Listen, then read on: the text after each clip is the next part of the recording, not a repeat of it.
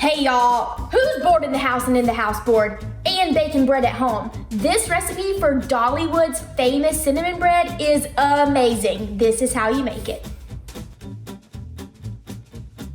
To get started on the bread, you first have to bloom your yeast. Start with a half cup of warm water. Warm means like anywhere from 100 to 110 degrees. Basically, if you stick your finger in there and it feels pretty warm but not like scorching hot, it's a good temperature. Then active dry yeast, which is not instant yeast. Sometimes it's sold in the yellow packet, sometimes it comes in a jar. Use whatever you can find. 3/4 teaspoon. Put it into your warm water with a pinch of granulated sugar. And then whisk this up until it's foamy and let it sit for about 5 to 8 minutes. The sugar acts as yeast food, so the yeast will actually start eating the sugar, which is what makes it thick and kind of foamy. So just let it sit off to the side for about 5 to 8 minutes. While you're waiting on that, in your stand mixer, you're gonna wanna mix bread flour, 1.5 cups. Bread flour has a higher gluten content than all-purpose flour, which helps create like a stronger bread structure. But if you can't find bread flour, you can easily substitute for all-purpose flour. You're just gonna need to knead it a little bit longer so the gluten will develop. With the bread flour, a tablespoon of granulated sugar, half teaspoon of kosher salt, and then melted butter. This is 2 tablespoons that I melted and then let cool. Mix all of this in your mixer. And then continue to wait for 5 or 8 minutes until your yeast mixture is foamy. All right, when your yeast mixture looks like this, it's bubbly on the top and you can see active bubbles forming and it's a little bit thicker, you're ready to add it to your mixer. So if you've made breads in the past or anything with yeast, a lot of times the yeast to water ratio is higher than what is in this bread. So it's not gonna be super active and foamy and thick like you're used to, but as long as you can see active bubbles forming, you know your yeast is working and you're ready to use it. So fit your mixer with the dough hook attachment, which is the one that's like weird shape that you never use except for breads. Add your yeast mixture to your mixer. Mix it on medium speed until it's smooth and elastic, which is gonna take about 8 minutes or so.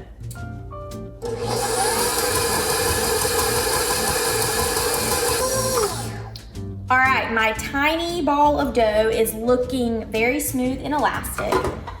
So I'm going to, it's not very sticky, which is good. Take it off of the dough hook. This is what it's looking like. Really small, but very smooth. I'm going to transfer my ball of dough to a lightly greased bowl with my ye friend Pamela, like so. And then cover it with plastic wrap and let it sit in a warm place until it's doubled in size, which is gonna take about an hour and a half. A warm place in this instance usually means around like 75 to 80 degrees. The warmer the better. I like to keep mine kind of like on top of the stove. That's the warmest area in my house. That's it. See y'all in an hour to an hour and a half. My dough is looking really good. It's doubled in size, it's risen, it's puffy. Knead it just a couple times. I am going to cut it in half, and it says shape it to a 3 by 6 inch loaf. Then I'm gonna place it onto a parchment lined baking sheet. All right, and then cover it with plastic wrap and let it rise again until it's puffy. This time it's not gonna take as long, so I'm gonna check it in about 30 minutes to an hour. Okay, it has been an hour and my loaves are looking very puffy. I'm still slightly concerned about them not being super huge, but hopefully the oven will take care of that. I'm going to mix together the cinnamon sugar mixture. So I have 2 separate baking dishes. If you have smaller ones than these, you could use those. This is just what I have.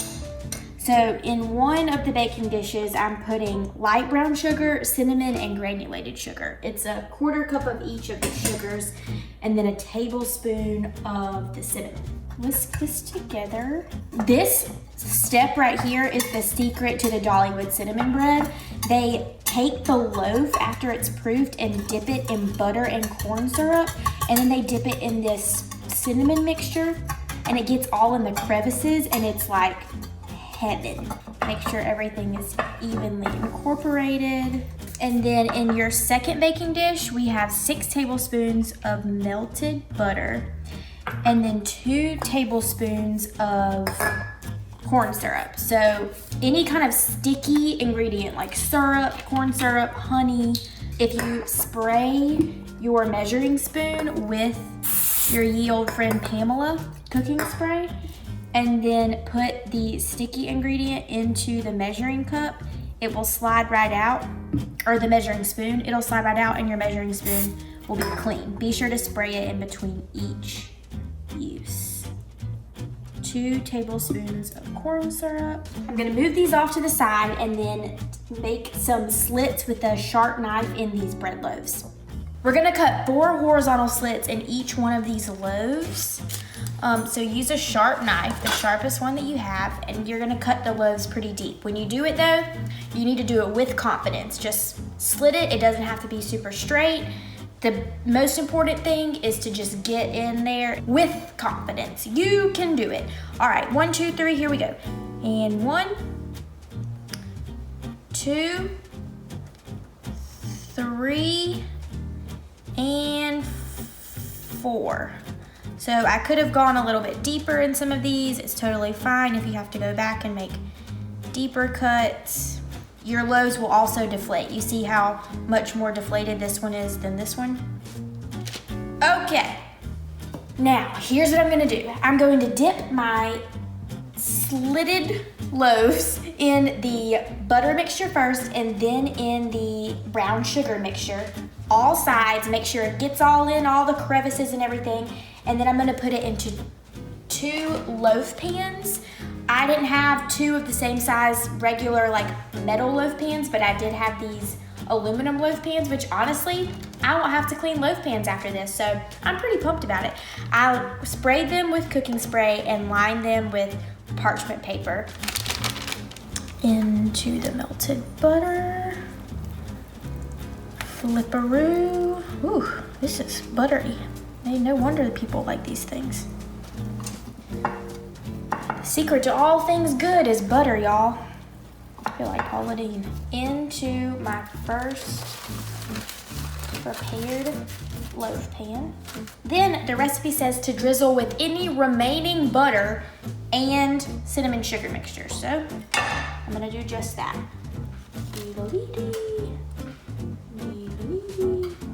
My slit making probably could have been better. I'm gonna go ahead and admit that, but I think it'll still taste fine. I'm gonna put these in the oven at 350 degrees. I think it says for around 20 to 25 minutes, and check them and they should be nice and golden brown.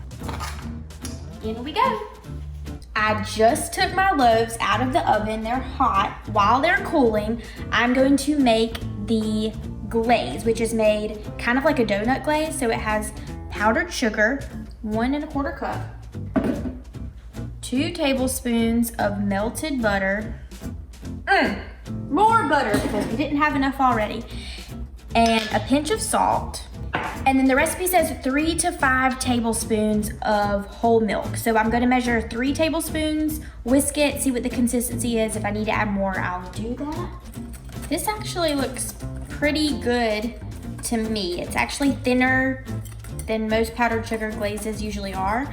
So I don't really feel like I need to add any more of the milk. So my loaves should slide right on out. Look at that. They're thin, like I thought they would be, but they look pretty good. It's kind of like a cinnamon roll in loaf form. I wish it was not as dense and a little bit higher. In another life, I would have probably just put this entire recipe into 1 loaf pan, so it would have been super tall. It's gonna taste good regardless. I am going to drizzle the glaze on these loaves, and they're gonna be delicious. So if we were at Dollywood in the grist mill, we would get asked if we wanted it with hot apple butter or with icing. I don't have apple butter, so today we're all getting it with icing. But if you have apple butter at home, now is the perfect time to heat it up. Serve it with your freshly baked cinnamon pull-apart bread from Dollywood. And you can pretend like you're at the grist mill right now, getting you some. Look at this, it's gonna be gorgeous. And there you have it. Dollywood's cinnamon bread, just like you can get at the grist mill, except you had to do all the work. Let's dig in. It's good. There is a lot of butter in here and you can definitely taste it. It's in every layer of the bread. And Lord have mercy. Woo! Delicious. Worth every calorie. If you like this video, be sure to give us a thumbs up. Subscribe to Southern Living on YouTube. I'll be back next week with another really cool recipe, maybe one from another theme park. Who knows? Stay tuned and I will see y'all later. Bye y'all.